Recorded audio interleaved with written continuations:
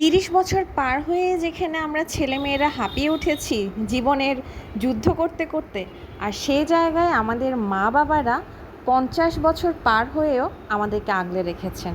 আলহামদুলিল্লাহ। আল্লাহ পাক আমাদের সবার বাবা মাকে অনেক অনেক অনেক ভালো রাখুক, নেক হায়াত দান করুক। আমিন। আসসালামু আলাইকুম। ব্লগটা শুরু করছি আমার বাবার দোকান থেকে। যদিও ব্লগগুলো অনেক আগের, কিন্তু আমার ব্যস্ততার কারণে এই ভিডিওগুলো আমি আপলোড করতে পারিনি।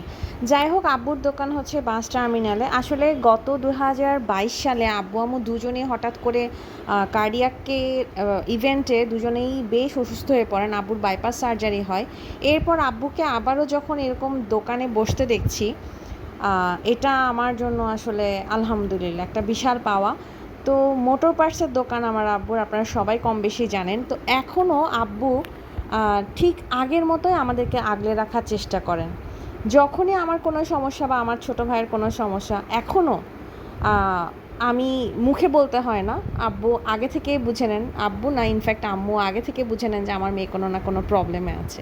তো এইগুলো আসলে একটা উপরওয়ালার তরফ থেকে ডিরেক্ট রহমত মনে হয়। আল্লাহ পাক এই রহমত আমাদের মাথার উপর আজীবন রাখুক। তো আব্বুর দোকানের ওখান থেকে আমরা একটা এখন বিকেলবেলা বের হয়েছি। আমরা মূলত আমার ছোটো খালার বাসার কাছাকাছি বলিরহাটের ওখানে যে কর্ণফুলীর পাড়টা, ওখানে চলে এসেছি বেড়াতে, ফুল ফ্যামিলি। তো যদিও এখানে এসে আমি কিছুটা ডিসহার্টেড। এর আগের বার যখন এসেছিলাম তখন একটু রাস্তাঘাটটা ভালো ছিল, নদীর পাড়ে যাওয়া গেছে, বোটে চড়তে পেরেছিলাম। এইবার যে এমন ভাঙাচোরা অবস্থা, এটা আসলে আমি বুঝতে পারিনি।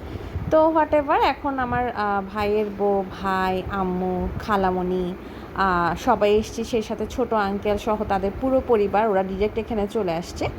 তো ঈদের পরে চাচুদের সাথে এখানেই প্রথম দেখা আমাদের। তারপর তারা বাসায় গেছে। এই যে দেখেন, এই পার্টটা গত আমি একটা ভিডিও করেছিলাম, হয়তো আপনাদের মনে আছে, যারা চট্টগ্রামে তারা হয়তো একটু ভালো মনে রাখবেন। ভালো ছিল, মানে একটু সবুজ সবুজ ছিল। এইবার দেখি একদম অবস্থা খারাপ।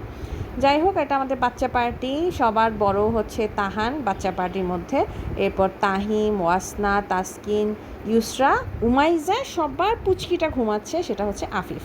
তো আম্মুরা সবাই এসছে, তখনও খালামণিরা এসে পৌঁছায়নি। এখানে একটা রেস্টুরেন্টের কথা শুনেছিলাম, মূলত ওই রেস্টুরেন্টে যাওয়ার জন্যই ভাবলাম যে একটু ঘুরে যাই ব্যাক করার আগে। কিন্তু এসে আমরা তো ডিসহার্টেড, শুনলাম আবার রেস্টুরেন্টটাতে মারামারি হয়েছে, একজন মারা গেছে, যার কারণে রেস্টুরেন্টটা বন্ধ হয়ে গেছে। তো কি আর করা, অবশেষে যেহেতু এসেছি, একদম ব্যাক করাও তো যাবে না সাথে সাথে। তার উপর হচ্ছে আমরা আস্তে আস্তে একটু মানে লেট হয়ে গেছিলো। আসসালামু আলাইকুম ভিউয়ার্স, আপনারা কেমন আছেন? অনেক দিন পরে অনেক ব্লগ দিন পর করছি। অনেক দিন পর ব্লগ করছি। আচ্ছা, তো আমরা মানে আঙ্কেল বলছিল যে চলো একটু নৌকা চড়ে আসি, কিন্তু হয়েছে কি, নৌকায় উঠে আমরা আবার ব্যাক করতে করতে দেখা যেত অনেক, মানে সন্ধ্যা হয়ে যেত। তো ভাবলাম আচ্ছা ঠিক আছে, আর এখন ওদিকে না যায়। এর মধ্যে আমার কাজিন চলে এসেছে, তানিম। তানিম দেশের বাইরে থাকে, সে এখন এসেছে। তো মামারাও এসে পৌঁছেছে ততক্ষণে। এরপর তো হচ্ছে সবাই মিলে একটু আড্ডা, গল্প। এখানে আগে একটু এটা ওটা একটু স্ট্রিট ফুড পাওয়া যেত, এবার দেখি ওটাও নেই। আমার সেজো মামাকে দেখতে পাচ্ছেন, মামার সাথেও এবার অনেক দিন পর দেখা। তো যাই হোক, সবাই মিলে আসাতে যেটা হয়েছে, একটা গেট টুগেদার হয়ে গেল, সবাই মিলে একটু হাই হ্যালো হয়ে গেল। যদিও হচ্ছে একটু গরম গরম একটা ভাব ছিল ওই দিনও, বাট যেহেতু সবাই মিলে আসছি, খারাপ লাগছিল না। তো এরপর হচ্ছে বাচ্চা পার্টি, সবাইকে দাঁড় করালাম, বাচ্চা পার্টিদের সাথে একটু ছবি টবি তুলে তারপরে ভাবলাম আচ্ছা ঠিক আছে আমরা সামনের দিকে হাঁটি। তো শুনলাম সামনে একটু রাস্তা হয়েছে, যে জায়গাটা সুন্দর।